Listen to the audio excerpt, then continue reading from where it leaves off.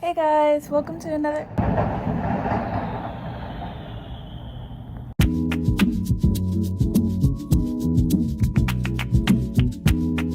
It's the long weekend. As you can hear, there are fireworks outside. People are already starting the festivities, even though Victoria Day is not until Monday. There's gonna be fireworks all weekend. But I just wanted to say welcome back to another video.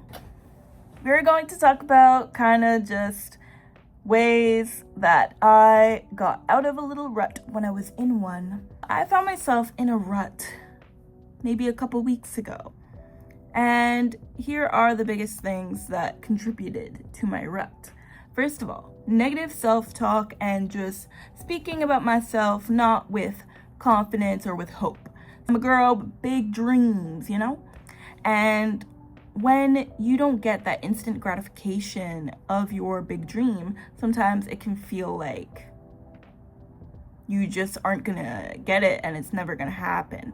I know there's like a study that basically says it's like when you tell people that you want to do something, your brain logs it as if you already did it. Like it gives you that gratification.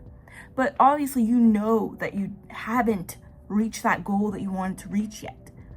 So really, I had to stop thinking about the big goal and start thinking about the small goals to get there. And even then, sometimes I don't reach those small goals and that makes me upset. But if I think about the small goal, like making a website, designing a business card, connecting with people, making a business plan, those small steps, when you succeed those small steps and see those small steps as goals within themselves, it gives you that little spark of gratification. Another thing that contributed to my slump is just not communicating my issues. So I know that sometimes I can have problems with things and I just don't say anything. And I feel like it would be annoying of me to express myself and to assert how I really feel about a situation. Meanwhile, I have every right to stand my ground, especially when it comes to anyone encroaching on my comfortability and my boundaries, right? So that's another big thing that I would say to anybody. If you feel miserable, it's time to start speaking up, especially if you know that people and situations are making you miserable, because you can change it. You can change it. You can get it fixed. Another thing that kind of put me in a yuck mood was just not taking care of myself and not looking good. If I don't look good, I don't feel good. And I was going out the house, going to work, kind of looking bummy. Like I would just throw on whatever pants, whatever top. I wasn't wearing my dress shoes, which I got clocked for because it's part of our dress code. I was not having a good time, and I was just going to work feeling like I was being tortured and ripped apart from 9 to 5.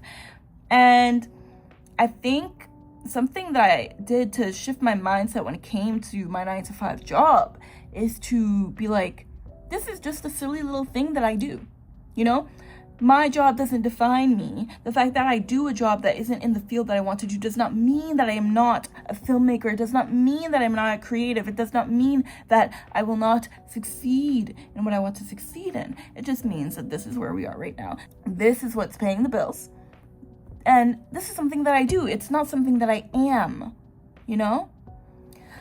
And in doing that, I also told myself, whatever I do, I'm going to do my best at. And that's what I started doing. Because before, I thought I was trying at my job. But I really sat with myself and realized I was actually scared of trying anything. And I was also putting blame on myself for issues and mistakes that are not my fault. For example, if I was not trained to do something and then it became a mistake or an issue down the line, I would blame myself and be like, I'm an idiot. But no. You're not stupid for acting correctly with the information that you have. You cannot act correctly when you don't have the right information.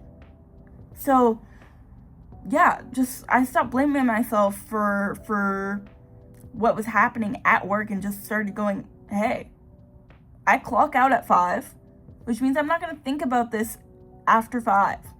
It's done. It's done, which is a big thing I had to start doing, is just when work is done, it's done.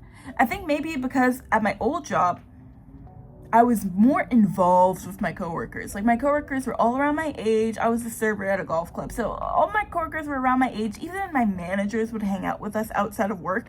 So these boundaries, these hierarchies were not set. Like, I work somewhere where I am literally, like, I'm not allowed to ask the general manager, like, some questions because it's, like, not my place to ask him. Like, it's one of those environments. Yeah, I can only really ask things to the manager that I report to. So, that being said, I just had to learn to navigate that and be the best at what I do and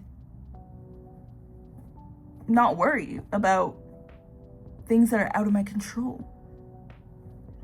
And I told you guys about me dressing bummy. When I locked in last week and started dressing and doing my makeup and, like, you know, showing out, nobody questioned. I could be doing nothing on my computer. Nobody questioned me. Everyone was nicer to me. Everyone treated what I said with more respect. Listen, you can hate it, but the pretty privilege is real. Even outside of work, the world, the universe was just nicer and kinder to me. And I feel like I also just got a lot of opportunities to help other people. Like, not to, like, you know, brag about how good of a person I am, but I think over the past 2 weeks, I've helped, like, a lot of people eat. Like, I've bought food for people on the street. I've helped people. Like, this one guy was running for the bus and he dropped a bunch of stuff from his backpack. I picked them up and I ran after him and I gave them to him. And then we both caught the bus, which was thankful. But yeah, it's just, I feel like I'm being kind to myself. The world is being kind to me. I'm being kind to others. And it's just a big swirl of kindness whirling around.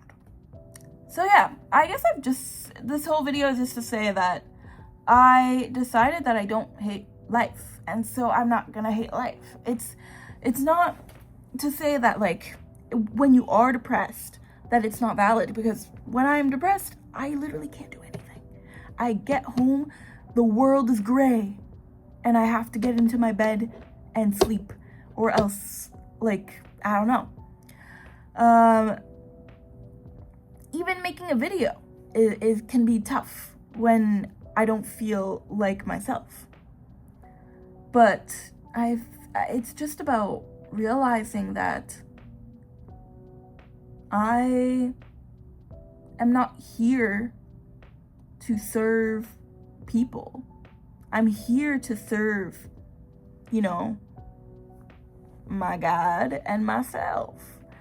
And to bring honor to my family and to just be the best person that I can be, bro. Yeah, I love the month of May, and I can never have a bad May. Even if the weather hasn't been beautiful this month, I am just looking forward to this May long weekend. I'm looking forward to just being cutesy and outside. Let's go outside. It's gonna be nice and warm outside, so I'm super excited for that. And I don't know, guys. I just think that this first half of the year has been tough. And I think it's been tough for me just because of the amount of change that has been happening in my own life. And almost a disconnection to the person I knew myself to be for the past, like, 5 years. I feel like a very different person.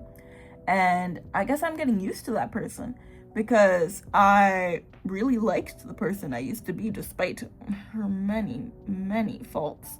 And most of my faults before were like naivety, ignorance, stuff like that, where I just was doing whatever and not thinking about the consequences of my actions and of my choices. But now I'm so hyper aware of my choices and my actions that if I do or don't do XYZ, I spiral. And I kind of miss that whimsy that I used to have, where I would just do something, see the consequence, and then move on from there. But now I'm so scared of consequences that I won't take any risk, and that's not good either. So I guess for the second half of the year, we're gonna take reasonable risk and introduce more whimsy into my life and wear pretty dresses and get outside in the sunshine and, you know, meet new people and smile at strangers. You know, just be a light in people's lives. Anyways, thanks for watching the video. I know this was just like a little ramble. Maybe it was inspiring, maybe it wasn't. It's up to you. It's up to you and how you feel. Please stay tuned to follow my journey as a creator and as a filmmaker in Toronto, as a girl, as a human being with a pulse. If you like me, I like you. Like the video, subscribe, and I'll see you next time. Bye.